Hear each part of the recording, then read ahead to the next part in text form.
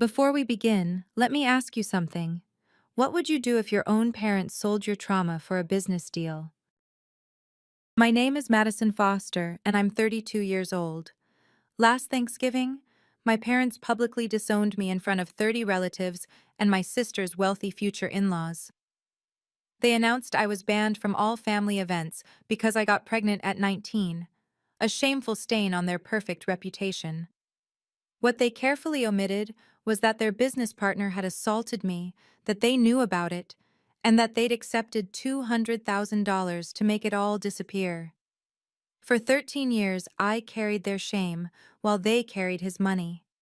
I was erased from family photos, excluded from holidays, and painted as the daughter who chose career over family. But when they decided to sacrifice me one final time to secure my sister's engagement to the prestigious Harrison family, they didn't know their discarded daughter had spent over a decade documenting everything. Before I share how their public execution became their own downfall, please take a moment to like and subscribe, but only if this story truly speaks to you.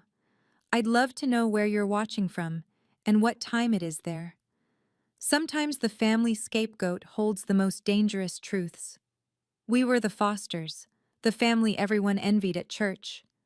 My father Robert built his commercial real estate empire from nothing, or so he told everyone at country club dinners. My mother Linda ran 3 charity boards and organized the annual hospital gala that raised millions.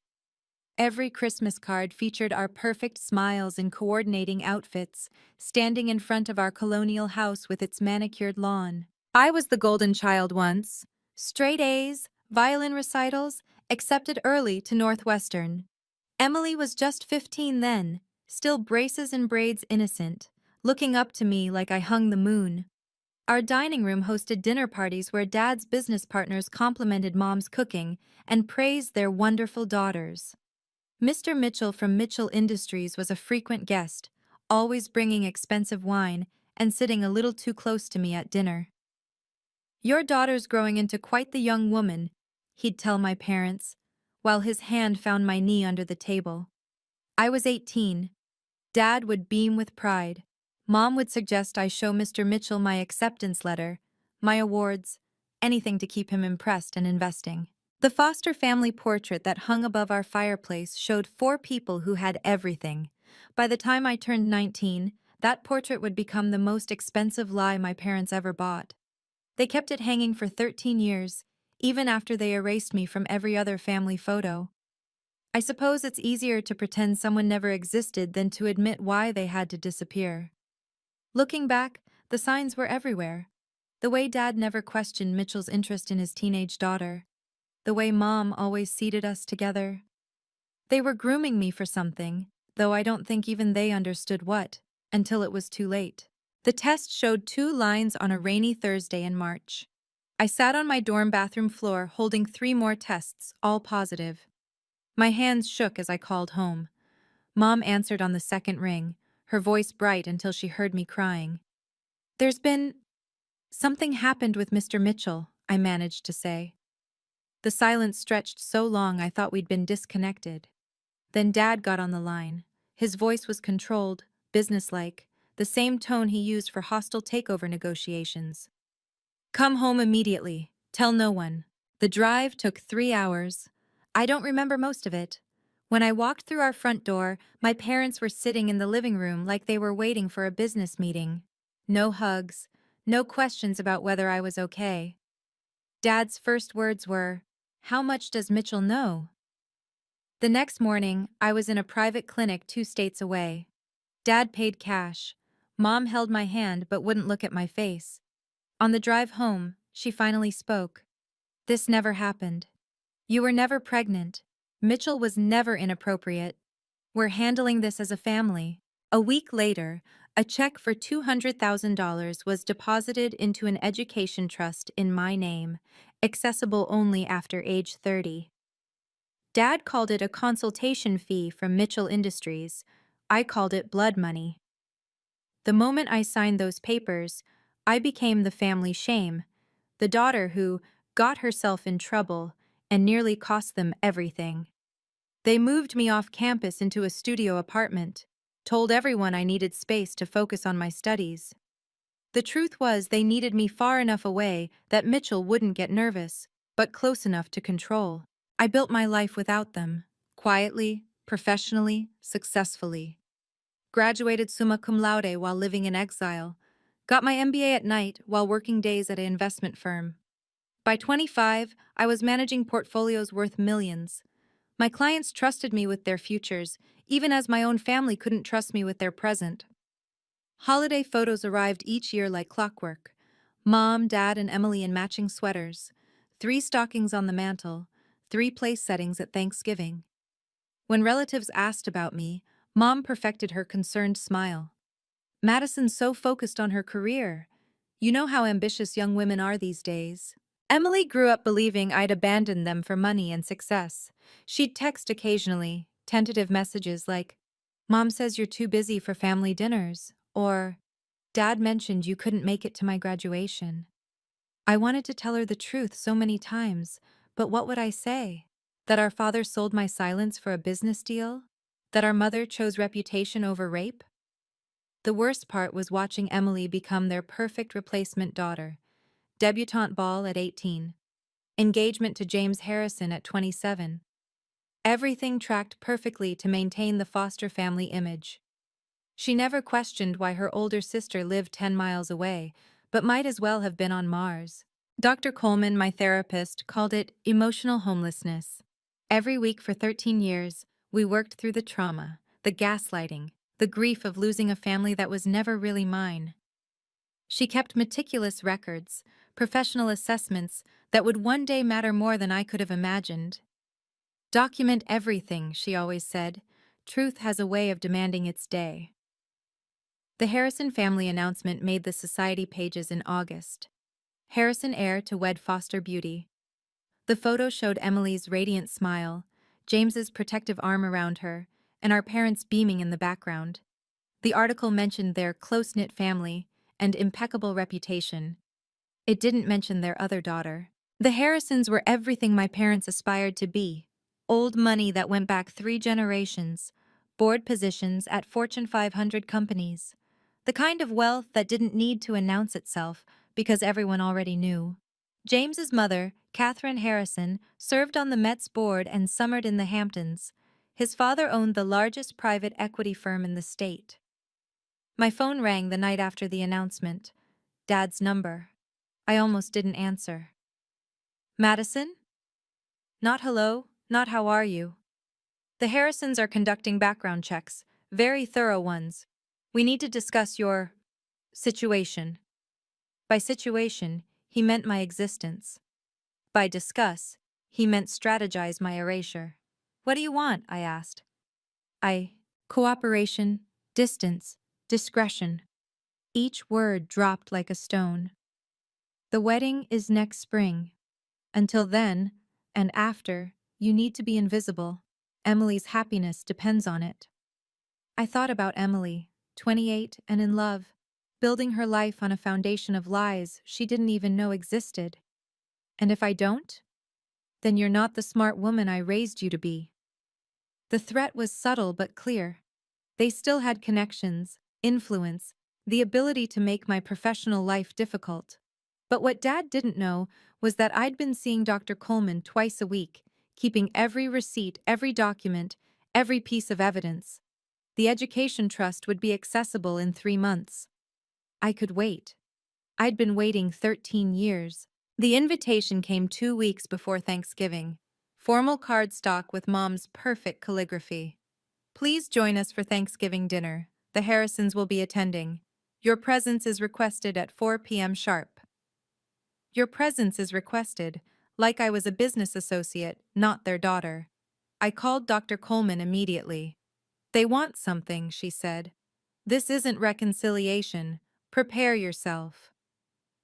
I spent the next 2 weeks gathering documents, medical records from the clinic, the deposit slip from Mitchell's payoff, Dr. Coleman's 13 years of session notes, professionally summarized.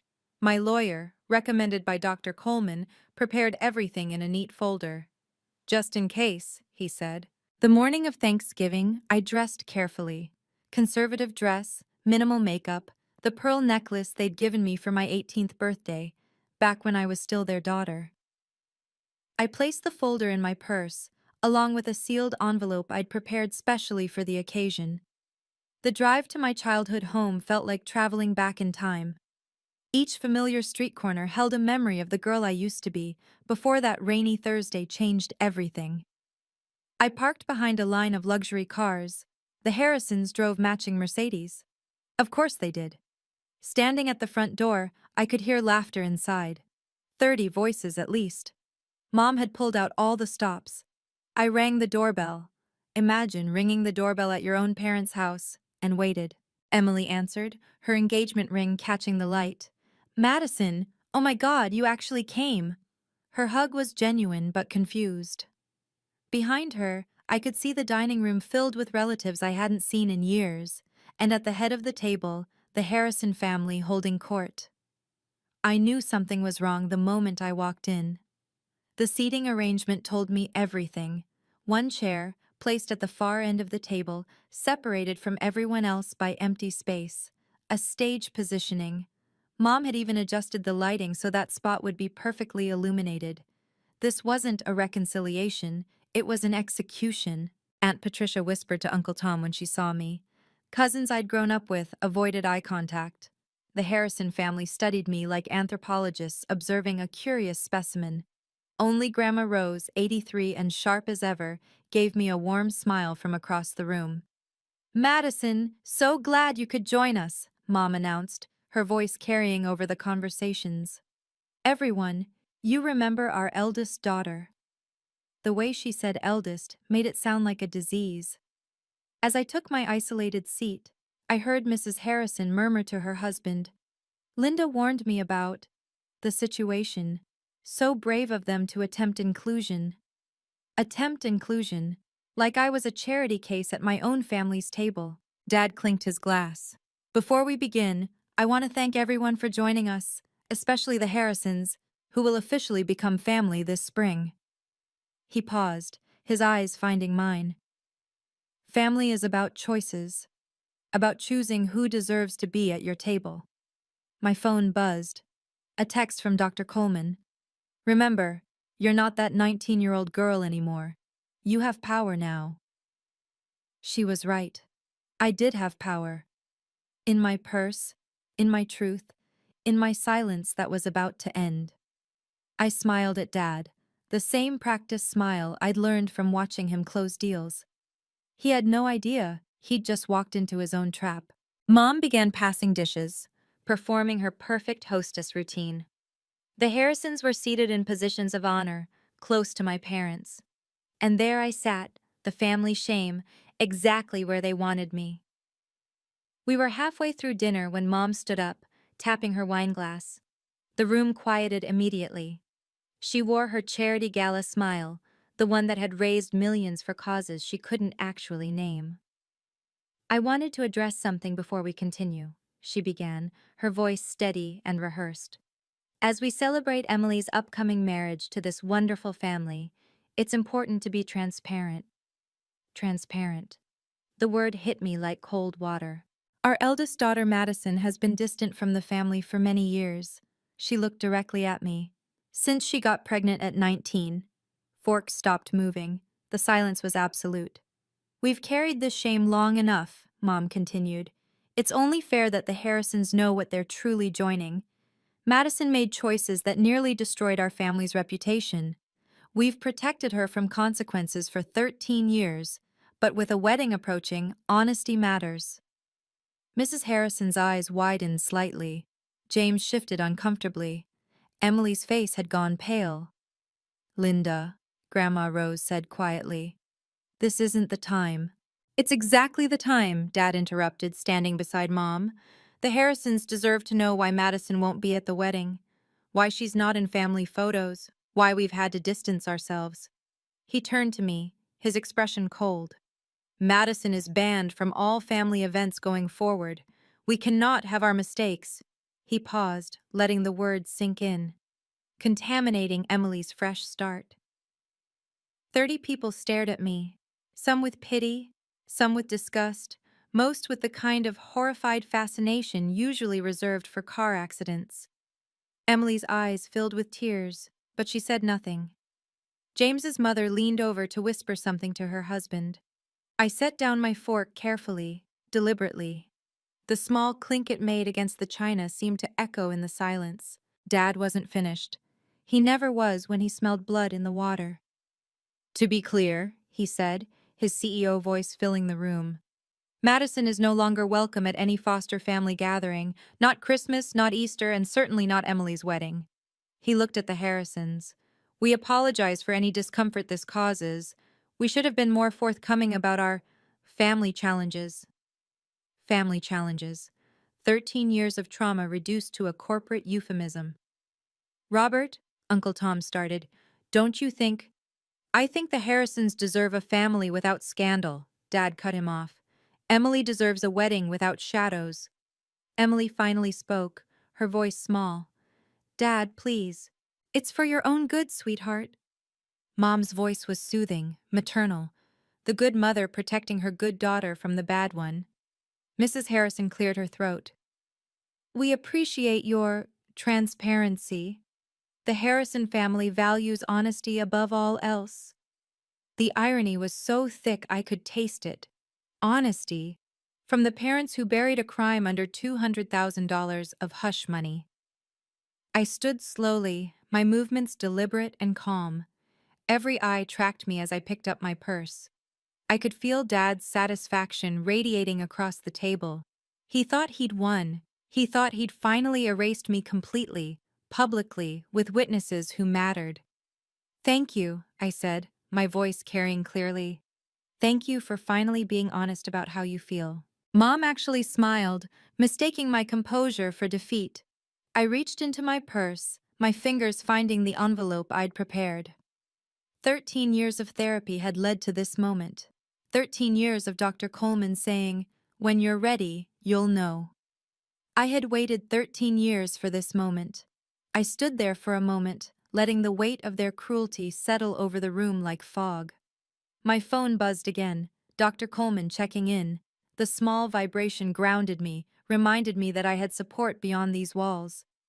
Before I go, I said, my voice steady as still water, I want to thank you both for clarifying things so publicly.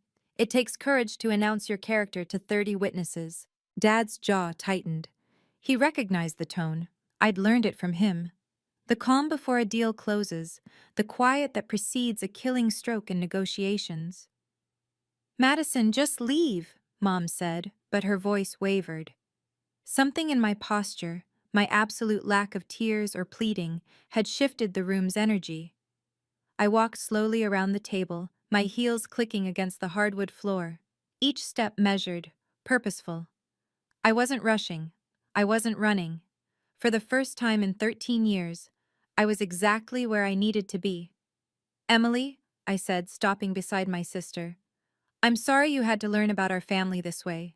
You deserved better. She looked up at me, confusion and pain mixing in her eyes.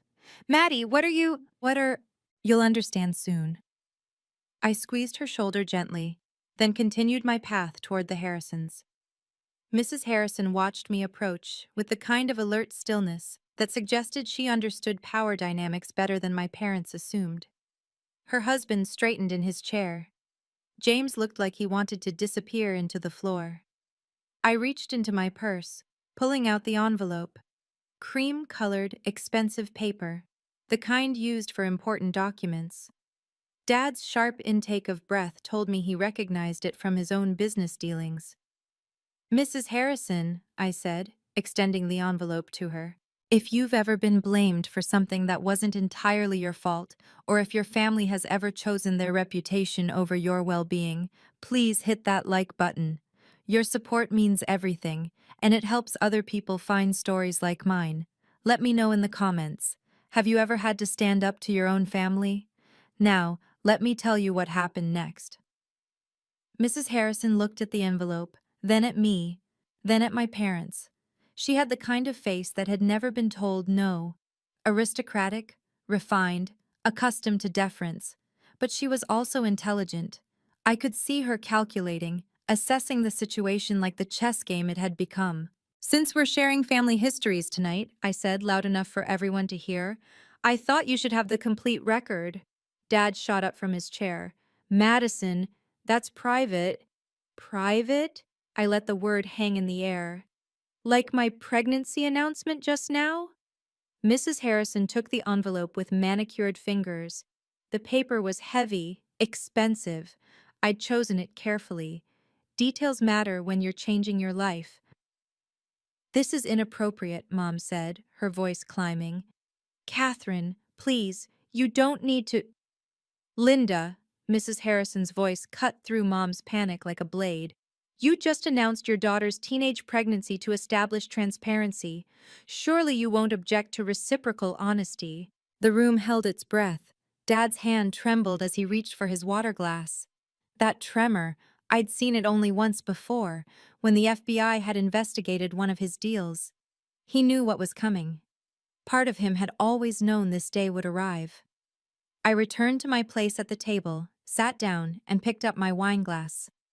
I'll wait while you read. It's only fair since everyone waited while my parents shared my story. Mrs. Harrison opened the envelope with the kind of deliberate care usually reserved for defusing bombs. In a way, that's exactly what she was doing. Inside were 3 documents, each one a piece of truth my parents had spent 13 years and $200,000 trying to bury. That's private family business! Dad's voice cracked as he lunged toward Mrs. Harrison. Uncle Tom had to physically restrain him. I'd never seen my father lose control like this. Not the man who'd built an empire on handshakes and calculated risks. Robert, what is this? Mom's perfect hostess mask finally slipped. What did you give her? Mrs. Harrison was already reading, her eyes moving across the first page with the kind of focus that had made her husband billions in acquisitions. The room watched her face change, confusion, then understanding, then something that looked like rage. Medical records, she said quietly, from Stillwater Clinic. Mom went white. That was the place. The clinic 2 states away where they'd paid cash. Robert, Mrs. Harrison continued, her voice gaining strength, your signature is on this payment receipt. $200,000 from Mitchell Industries, dated 1 week after the procedure. You don't understand the context, Dad stammered. Robert Foster, who never stammered, who commanded boardrooms and closed million-dollar deals over golf, was stammering. Mitchell was helping us through a difficult time. Mitchell? Mr. Harrison spoke for the first time, his voice sharp. Gerald Mitchell? He's been investigated 3 times for inappropriate conduct with minors. The room erupted. Aunt Patricia gasped. Uncle Tom released Dad's arm in shock. Emily made a sound like she'd been punched. The second document, Mrs. Harrison continued, her voice cutting through the chaos, is a psychological evaluation from Dr. Sarah Coleman dated last month. 13 years of treatment for trauma resulting from sexual assault. Dad's hands were shaking violently now. Mom had collapsed into her chair, her face in her hands. There must be a mistake, Mom whispered. Madison, tell them there's been a mistake. Mrs. Harrison's perfectly manicured fingers trembled as she reached the second page. The room had gone so quiet, I could hear the grandfather clock ticking in the hallway. The same clock that had counted the hours after I'd come home pregnant, scared, and 19. This is a notarized statement from the nurse present at the clinic, she read aloud, describing a 19-year-old girl who showed signs of trauma consistent with assault. Grandma Rose made a sound like a wounded animal. Oh, Madison. Oh, sweetheart. Mrs. Harrison looked up at my parents, and I saw something I'd never expected from a woman of her standing. Pure, undiluted disgust. You took money, she said to my father.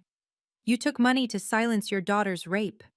The word hung in the air like a physical presence. Rape. Not incident. Not situation. Not mistake. The truth, finally spoken aloud in this room, where we'd celebrated so many Thanksgivings, so many carefully orchestrated lies. It wasn't, Dad started, but Mrs. Harrison wasn't finished. The third document is from Mitchell Industries' internal investigation, leaked by a whistleblower. Your daughter's name is on a list of 4 young women who received similar consultation fees. The youngest was 17. Emily vomited, right there at the table, onto Mom's heirloom tablecloth. James rushed to help her, but she pushed him away, staring at our parents with horror. You knew? Emily's voice was barely a whisper. You knew what he did to her and you made her the villain? Mrs. Harrison stood, the document still in her hand. Mr. Harrison, we're leaving. James, get your coat. Mother, James started. Now. Her voice brooked no argument. We do not associate with people who sell their children. Wait, Mrs. Harrison said, stopping at the head of the table. Everyone here should hear this. You all participated in shaming this young woman for 13 years. She held up the final page. This is a letter from Dr. Coleman, Madison's therapist. May I, Madison? I nodded. Let them hear it all. Mrs. Harrison's clear voice filled the room. Madison Foster has shown remarkable resilience in the face of systematic family betrayal. At 19, she was sexually assaulted by Gerald Mitchell, a man her parents welcomed into their home. When she became pregnant as a result, her parents chose to protect their business relationship over their daughter's well-being. They accepted payment for her silence, forced her to terminate the pregnancy, and then ostracized her to maintain their false narrative. Aunt Patricia was crying. Uncle Tom looked sick. The cousins who'd avoided my eyes were staring at my parents in shock. Furthermore, Mrs. Harrison continued, the psychological damage of being blamed for her own assault, isolated from family support, and branded as the family shame has required extensive therapeutic intervention. Despite this, Madison has built a successful career, maintained her dignity, and never once violated the silence her parents purchased, until tonight. She set the papers on the table in front of my father. The fact that you chose tonight to publicly humiliate your daughter one final time in front of my family to protect your younger daughter's engagement reveals exactly who you are. Mom tried to speak. Catherine, please, the wedding. There will be no wedding. Mrs. Harrison's voice was final. The Harrison family does not join with people who sell their children's safety for profit. But that wasn't even the worst part. There's one more thing, I said, standing again. My voice was steady, clear. 13 years of therapy had prepared me for this moment. The investigation into Mitchell revealed something else. Dad's face had gone gray. He knew what was coming. I wasn't the first girl from a business partner's family. The FBI found a pattern going back 10 years. Dad knew. There were complaints before me, settlements before mine. The room erupted. Chairs scraped back as people stood, voices raised in shock and anger. But I kept going. When I came home pregnant and terrified, Dad didn't call the police. He called Mitchell. They negotiated my silence like a real estate deal. $200,000 for the abortion, the therapy, and my signature on an NDA that's now void thanks to the criminal investigation. You're lying, Mom whispered, but her voice held no conviction. The FBI has the emails, Mom. Dad discussing my situation with Mitchell, negotiating the price of my silence, planning how to spin it as my fault if anyone asked. I pulled out my phone, showed them the case number. I've been cooperating with them for 6 months. Emily stood on shaking legs, mascara streaming down her face. You let me think she was a slut. You let me think she abandoned us for her career. You made me hate my own sister for being a victim. Emily, sweetheart, Mom reached for her. Don't touch me. Emily's voice was raw. Don't you ever touch me again. Grandma Rose stood, using her cane for support. At 83, she moved with the authority of a matriarch who'd seen enough. She walked to me, cupped my face in her weathered hands. I suspected, she whispered. I'm so sorry I didn't protect you. Mrs. Harrison pulled out her phone. I'm calling our lawyer. Madison, do you have representation? Yes, I said. He's been waiting for my call. The room fractured into chaos. Aunt Patricia confronted my mother, demanding to know how she could do this to her own daughter. Uncle Tom was on his phone with someone, his voice urgent. The younger cousins huddled together, processing the horror of what they'd just learned. But the most important witness was yet to speak. I can confirm everything Madison just said. The voice came from the doorway. Dr. Sarah Coleman stood there, professional in her blazer, holding a briefcase. I apologize for arriving unannounced, but Madison asked me to be available if needed. This is a violation of privacy, Dad started. Actually, Madison signed a release allowing me to discuss her treatment in this specific context. Everything I'm about to say is legally protected testimony that I've already provided to the FBI. She walked into the room with the confidence of someone who'd testified in court before. For 13 years, I've documented Madison's trauma, her PTSD, her struggle with family betrayal. Every session, every breakthrough, every setback caused by her parents' continued emotional abuse. We never abused, Mom protested. Gaslighting is abuse. Isolation is abuse. Blaming a rape victim for her assault is abuse. Dr. Coleman's voice was clinical, devastating. You didn't just fail to protect your daughter. You actively participated in her continued victimization for over a decade. The Harrisons need to know, Dr. Coleman continued, looking at James's parents, that Emily shows signs of being groomed for similar exploitation. The family dynamics that allowed Madison's assault are still present. Emily gasped. James immediately moved to shield her, but she stepped away from everyone, standing alone in the center of the room. Sometimes the truth takes years to come out, but when it does, everything changes. If this story resonates with you, please consider subscribing to hear more stories about finding justice and setting boundaries. Share this with someone who needs to hear that their truth matters. And remember, you're not alone in your journey.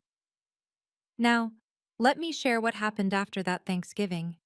The Fosters went from hosts to pariahs in minutes. Mrs. Harrison was already at the door, her husband's hand on her back. James, we're leaving. Now.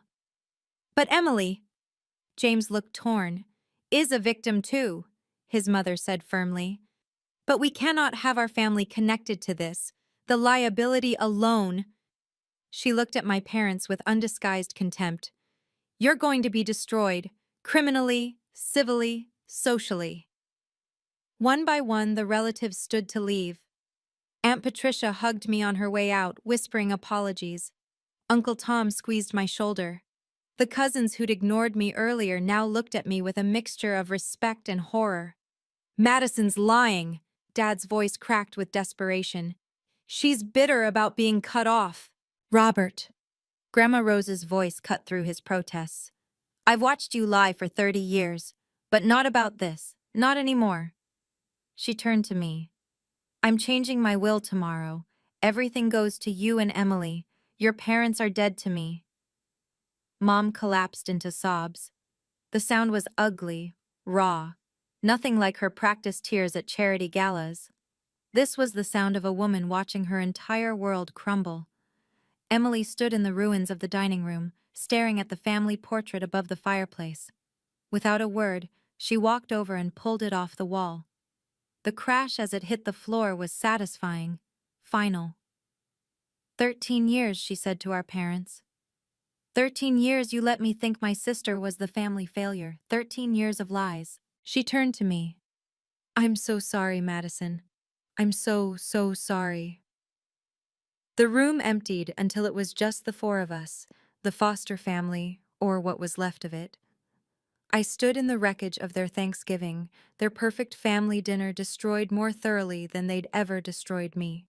The dining room that had hosted so many performances of false perfection was finally, brutally honest. You did this, Dad said, his voice hollow. You destroyed everything. No, I said, picking up my purse. You did this 13 years ago when you chose Mitchell's money over my safety. I just chose to stop keeping your secret. I walked to Emily, who stood shaking among the scattered china and shattered portrait frame. My door is open when you're ready. Dr. Coleman has a colleague who specializes in family trauma. I'll send you her information. Emily nodded, unable to speak through her tears. I turned to my parents one last time. They looked smaller somehow, diminished. The powerful Robert and Linda Foster reduced to what they'd always been, cowards who sold their daughter for social standing. The trust fund is mine in 2 weeks, I said. My lawyer will be in touch about the rest. The house, the assets you put in my name for tax purposes, I'll be collecting everything. Consider it 13 years of unpaid therapy bills. Madison, please, Mom reached out. Mom, no. I stepped back. You had 13 years of pleas, 13 years to apologize, to make it right, to choose me. You chose this instead. I walked to the door, my heels clicking on the hardwood with the same measured pace I'd entered with. At the threshold, I turned back one more time. I recorded everything tonight. For the FBI. They're very interested in Dad's connection to Mitchell's other victims. I walked out with my head high for the first time in 13 years. My lawyer had been waiting for my signal. The call I made from my car set everything in motion. File everything, I told him. The civil suit, the criminal complaint, all of it. By Monday morning, the Foster family empire began its public collapse. The FBI raided Dad's office, seizing computers and files related to Mitchell Industries. The local news picked up the story by Tuesday. Prominent developer linked to sexual assault cover-up ran below a photo of Dad in handcuffs. The trust fund transferred to my account on schedule, $200,000 plus 13 years of interest. But that was just the beginning. My lawyer found 17 properties Dad had put partially in my name for tax benefits. Contracts he'd needed my signature on, telling me they were family formalities. Together, they were worth $3 million. He never thought you'd claim them, my lawyer explained. Classic narcissist mistake, assuming the victim will stay a victim forever. Mitchell Industries folded within a month, criminal investigations revealing 4 more families who'd been paid for silence. Dad's business partners fled like rats from a sinking ship. His credit lines were called in. The house went into foreclosure. Mom's charity boards expelled her within a week. The country club revoked their membership. The church they'd attended for 20 years asked them not to return. In trying to protect their reputation, they'd ensured its complete destruction. Dr. Coleman submitted her 13 years of records to support my civil case. The trauma, the PTSD, the suicide attempts they never knew about, all documented, all admissible. The judge awarded me another $500,000 in damages. But the real justice wasn't monetary. It was the truth, finally free, spreading through their carefully curated world like wildfire. Within a month, the Foster name became synonymous with scandal. The story spread through their social circles like cancer, each retelling adding another layer of horror. The business community blacklisted Dad completely. Who would trust a man who sold his daughter's safety for a deal? Mom's book club disbanded rather than have her attend. The hospital gala committee sent a formal letter requesting she never contact them again. Every charity she'd worked with publicly distanced themselves. The local newspaper ran an editorial about wolves in sheep's clothing that didn't name her directly, but didn't need to. Their friends, the ones who'd attended their parties, praised their parenting, envied their success, disappeared overnight. The Mitchells, the Carlsons, the Weatherbys, all the families who'd formed their social foundation, wouldn't return their calls. Mom's sister flew in from Seattle just to tell her she was no longer welcome at family reunions. The house sold at foreclosure for a third of its value. They moved to a rental apartment on the wrong side of town, the kind of place Dad used to buy and flip without ever stepping inside. Mom got a job at a call center. Dad couldn't find work anywhere. His name was poison in the business community. But the cruelest blow came from their own church. Pastor Williams, who'd baptized both Emily and me, who'd eaten at their table countless times, delivered a sermon about false prophets and whited sepulchres that everyone knew was about them. They tried attending service once after that. The congregation's cold silence drove them out before the opening hymn ended. They got what they deserved, Aunt Patricia told me later. But honestly, Madison, it wasn't enough. Not for what they did to you. Emily called me 3 weeks after Thanksgiving. Her voice was different, older, sadder, but somehow stronger.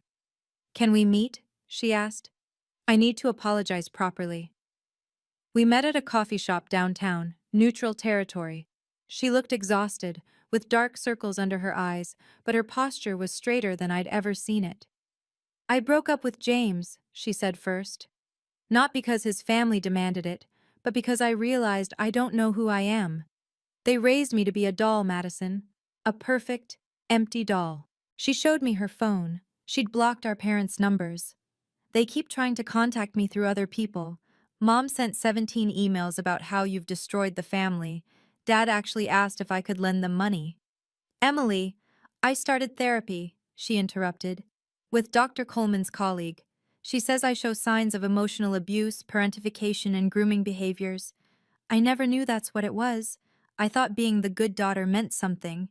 She pulled out an envelope, hands shaking. "I hired a lawyer. I'm suing them too. For emotional abuse. For the trust fund they stole from my college account to pay for their lifestyle. For making me complicit in your abuse without my knowledge." "You don't have to." "Yes, I do." Her voice was firm. "For 13 years, I was their weapon against you. Every family photo without you, every holiday you missed, every time I parroted their lies about your selfishness. I was hurting you. I didn't know, but that doesn't make it okay." She reached across the table, taking my hand. "I want my sister back, if you'll have me. I know I don't deserve it, but—" "You were a child," I said. "They manipulated you too." Emily finally saw the prison our parents had built for both of us. The family I lost was replaced by the family I found. Grandma Rose became a regular at my apartment, bringing cookies and 13 years of suppressed affection. She'd suspected something all along but had been threatened into silence. "Your father told me I was having dementia episodes," she admitted. "Said I was imagining things about Mitchell, made me doubt my own mind. I should have fought harder for you." Aunt Patricia reached out next, then Uncle Tom, then cousins I hadn't spoken to since I was 19, each one carrying their own guilt, their own piece of the puzzle they'd been too afraid to examine. We formed a different kind of family, one built on truth instead of image. The most unexpected connection came from other survivors. After the news broke, 3 women contacted me. All had similar stories about Mitchell. All had been silenced by their families. We formed a support group, meeting monthly at Dr. Coleman's office. Their strength helped me realize I wasn't just surviving anymore. I was healing. Emily moved in with me while she found her footing. We spent evenings cooking together, watching movies, having the sister conversations we'd been denied for 13 years. She was in intensive therapy, unpacking years of manipulation. "They trained me to be you," she said one night. "The improved version. The one who wouldn't get in trouble. But the whole time, they were just teaching me to be a better victim." Even Mrs. Harrison reached out, 6 months later. Not to reconcile with Emily, that bridge was burned, but to apologize and offer a reference for my business. "You showed more courage in one evening than most people manage in a lifetime," her letter said. "The corporate world needs women like you." I found my real family among those who believed me. 6 months after that Thanksgiving, I stood in my new office, CEO of my own investment firm. The lawsuit settlements and recovered assets had given me the capital to break free from working for others. My clients followed me, trusting the woman who'd had the courage to speak truth to power. Emily was back in school, studying psychology with a focus on family trauma. She'd moved into her own apartment, but we had dinner every Sunday. She was dating someone new, a social worker who understood trauma and treated her with the respect she was still learning she deserved. Our parents had disappeared into obscurity. Last I heard, they'd moved to a different state, living under Mom's maiden name. Dad was working construction. Mom was stocking shelves at a grocery store. They'd sent one letter through their lawyer, asking for forgiveness and financial help. My lawyer's response was 2 words: no contact. Dr. Coleman and I had reduced our sessions to once a month. Maintenance, she called it, though we both knew it was more like victory laps. 13 years of intensive therapy had led to this, not just survival, but triumph. The Mitchell investigation had expanded to 3 states. 17 families had come forward. Dad was facing federal charges for money laundering and conspiracy. The FBI agent handling my case told me my testimony had been crucial. "You broke the dam," she said. "Your courage gave others permission to speak." I'd started speaking at survivor conferences, sharing my story with rooms full of people who understood. The girl who'd been silenced at 19 had found her voice at 32, and it turned out that voice could help others find theirs too. I chose peace over family, and I've never been happier. Your truth matters, even if your family denies it. For 13 years, I believed their version of my story. The shameful daughter who got herself in trouble. The selfish sister who chose career over family. The stain on their perfect reputation. But truth has a way of surfacing, no matter how deep you try to bury it. Setting boundaries isn't cruel. It's necessary. Going no contact with your parents doesn't make you a bad daughter. Refusing to keep family secrets doesn't make you disloyal. Choosing your mental health over family harmony makes you brave, not selfish. Some people will say I should have forgiven them, that family is everything, that holding on to anger only hurts you. But here's what I learned: forgiveness isn't required for healing. Sometimes the most loving thing you can do, for yourself and for them, is to walk away and stay away. My parents lost everything because they valued their reputation over their daughter's safety. They spent 13 years building a house of cards, and I didn't knock it down, I just stopped protecting it from the wind. If you're sitting at someone's table right now, feeling like the family shame, wondering if your truth matters, it does.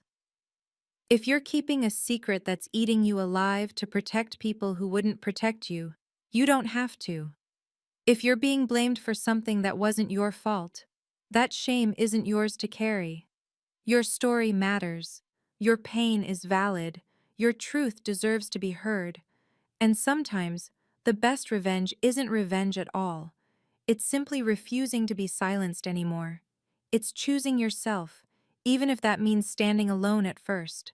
Because eventually, you'll find your real family, the people who believe you, support you, and love you without conditions. Thank you for listening to my story. If you've survived family trauma or had to set difficult boundaries, you're not alone. Please like and subscribe if this resonated with you. Share your own boundary-setting victories in the comments. Your story might help someone else find their courage. What boundaries have you had to set with family? Remember, choosing yourself isn't selfish.